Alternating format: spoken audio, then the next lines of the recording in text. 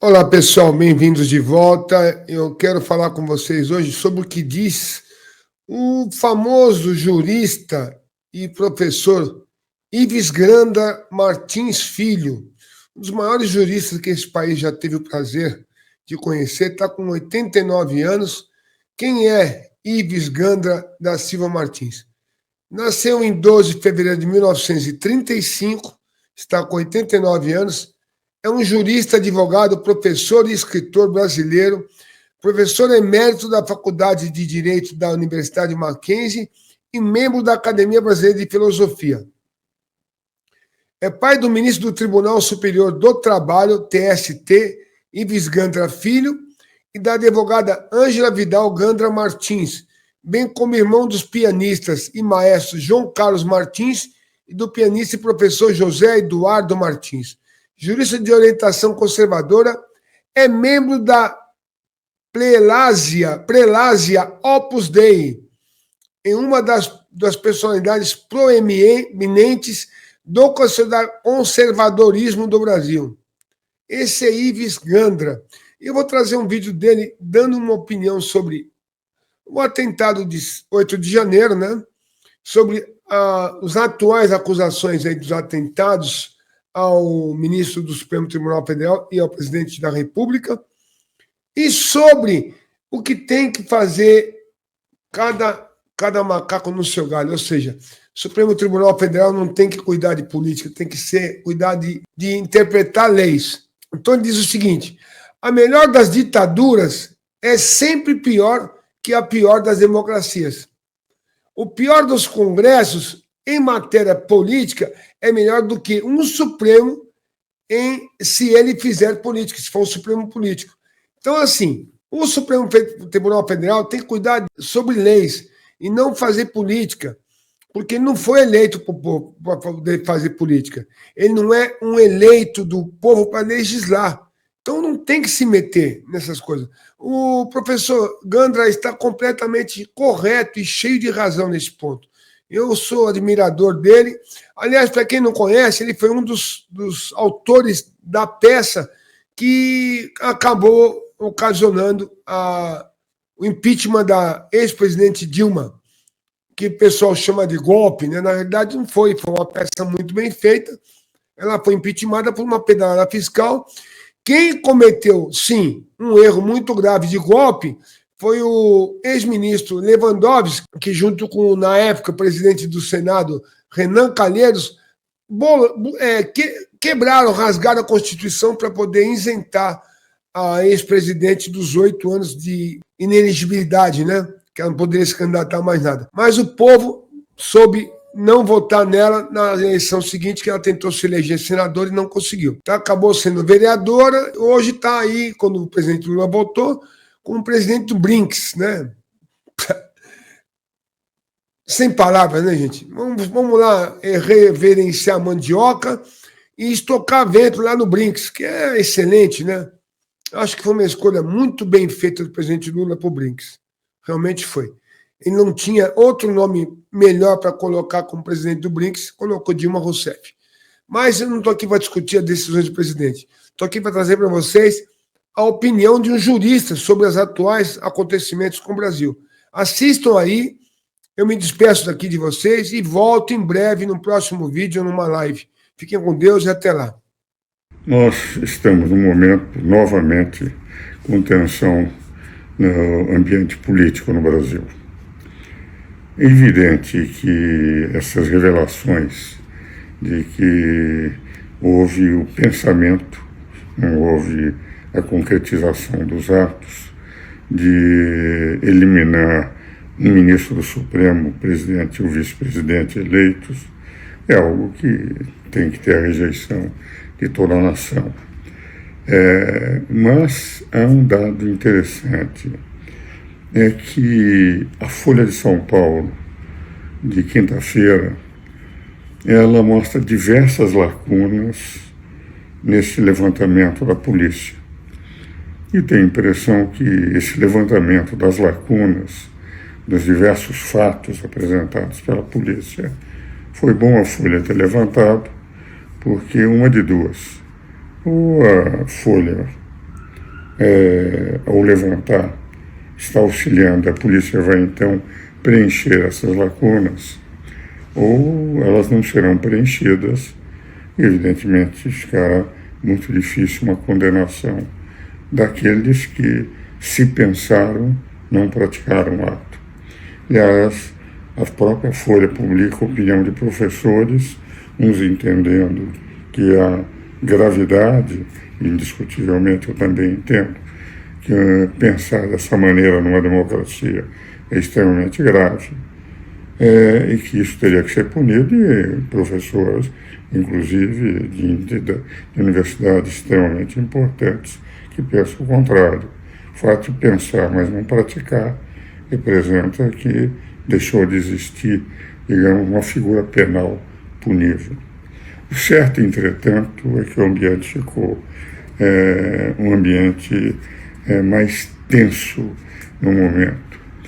O que me parece, entretanto, importante nós raciocinarmos com a tranquilidade que se deve ter para analisar os fatos nesse momento, é de que essa tensão decorre muito em todo o tempo em que isto foi apresentado, naquilo que eu chamo de manutenção de radicalismos, tanto de direita quanto de esquerda.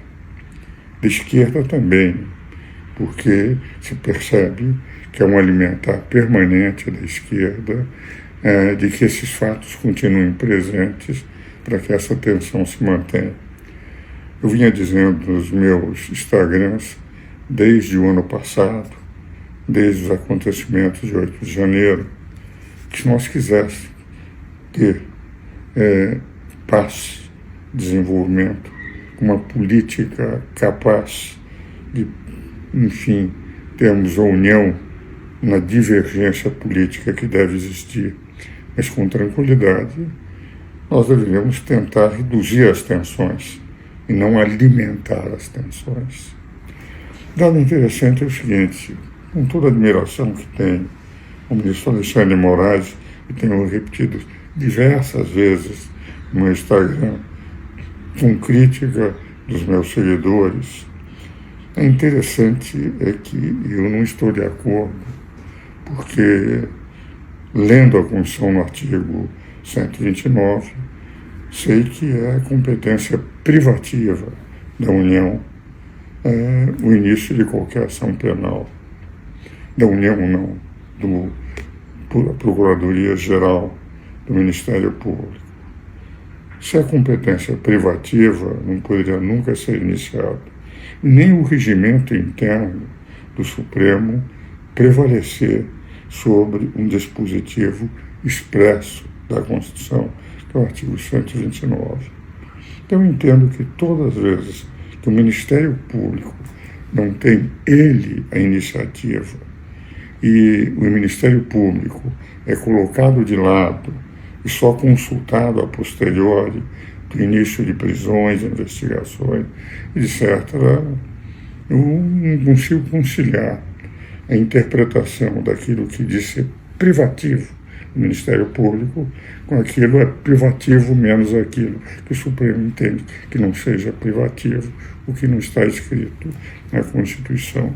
Isso tenho dito, enfim, nos comentários que fiz à Constituição e tenho dito em palestras, escritos, etc. Então é evidente que, apesar da admiração que tenho pelo ministro Alexandre de Moraes, eu tenho discordado. Não sou eu, por exemplo, o ministro Marco Aurélio de Mello tem uma posição muito semelhante à minha, nas manifestações que fez, inclusive, sobre o inquérito que ele chama de fim do mundo, que é o inquérito de fake news, que é um buraco negro em que tudo é chamado para este inquérito. Mas o que também a Folha faz como crítica é que, ao determinar a prisão dessas pessoas, 3 militares e um membro da Polícia Federal, ele utilizou autocitação 44 vezes. O que, de rigor, enfim, não é normal que os ministros do Supremo eles se autocitarem para mostrar que um argumento magister dixit não precisa da citação de outros, mas basta a sua autocitação. Como eu disse, eu tenho admiração, livros escritos, participei de banca, sei do conhecimento de direito constitucional do ministro Alexandre de Moraes, mas essa crítica que a Folha faz era uma crítica que o ministro teria que pensar, refletir, porque, de rigor, ele que está fazendo a investigação, determinando, chamando a reboque a Procuradoria-Geral da República, não a Procuradoria-Externa, quem inicia por força do que está na Constituição, e estamos com algo que é preocupante. Se for verdade, há duas teses jurídicas que se opõem. A primeira, de que não houve ato nenhum, foi apenas o pensar. Isto não chegaria propriamente a um crime. A segunda é de que teria havido uma tentativa não realizada, o que poderia ser punida pelo Código Penal. Teses que vão ser debatidas a partir de agora. Mas o certo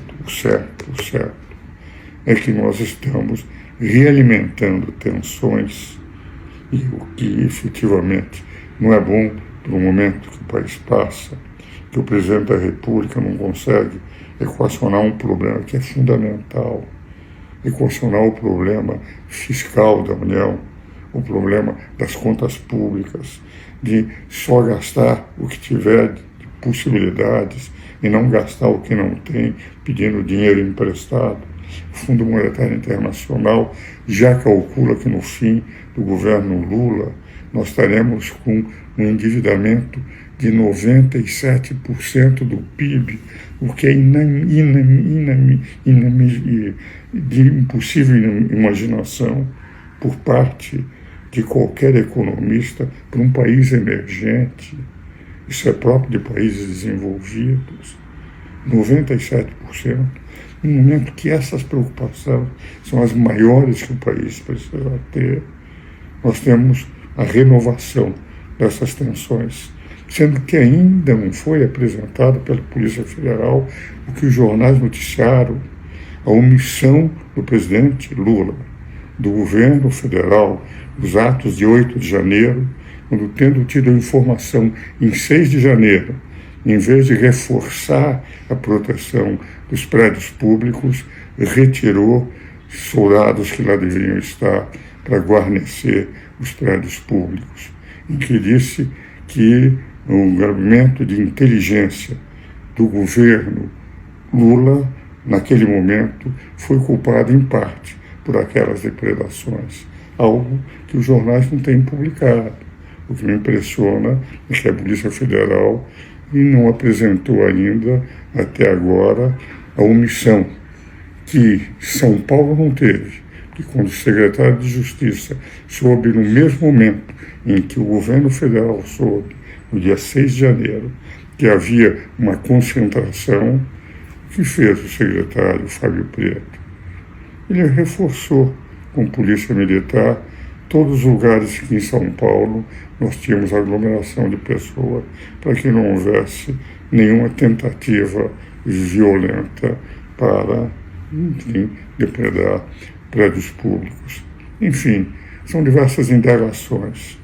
O certo é que o simples fato de se pensar em assassinar políticos, um ministro do Supremo, um presidente, um vice-presidente eleitos, não é algo que engrandece a democracia.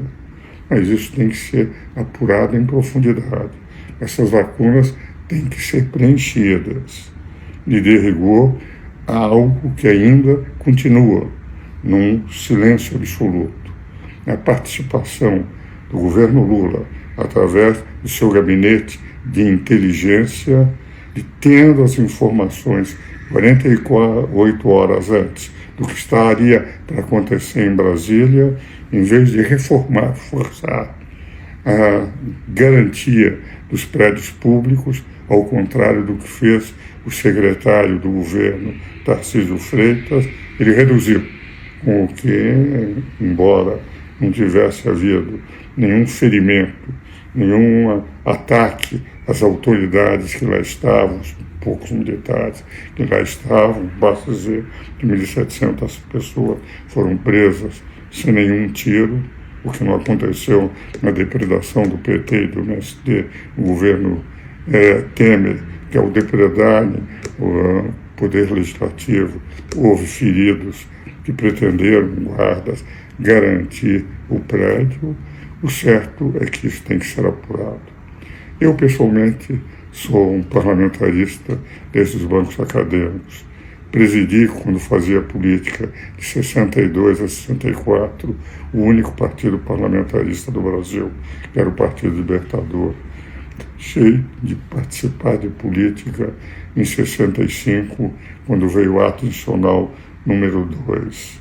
Eu entendo que, indiscutivelmente, a melhor das ditaduras é sempre pior que a pior das democracias.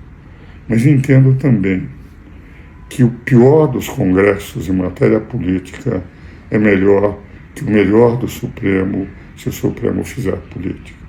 Porque pior legislativo é eleito pelo povo. E se o povo não estiver contente, ele pode substituir nas próximas eleições. E o judiciário não é um poder preparado para fazer política, é um poder preparado para interpretar a lei. Eu tenho sempre muita preocupação quando eu vejo uma invasão de competências, porque neste momento é um poder que não teve o teste das urnas, de saber a vontade do povo, e aquele que termina, quando legisla, a invadir uma competência que o nosso legislador fez questão de dizer na Constituinte, o legislador supremo, que cabe ao legislativo zelar pela sua competência normativa perante os outros dois poderes. Enfim, são algumas observações que eu gosto de sempre refletir com os meus 510 amigos seguidores, porque é uma forma de exercer cidadania com tranquilidade, calma, sem extremismo e radicalizações, auxiliar o crescimento do país. Agir com caco é o nosso lema. Segurança e futuro, esse é o tema.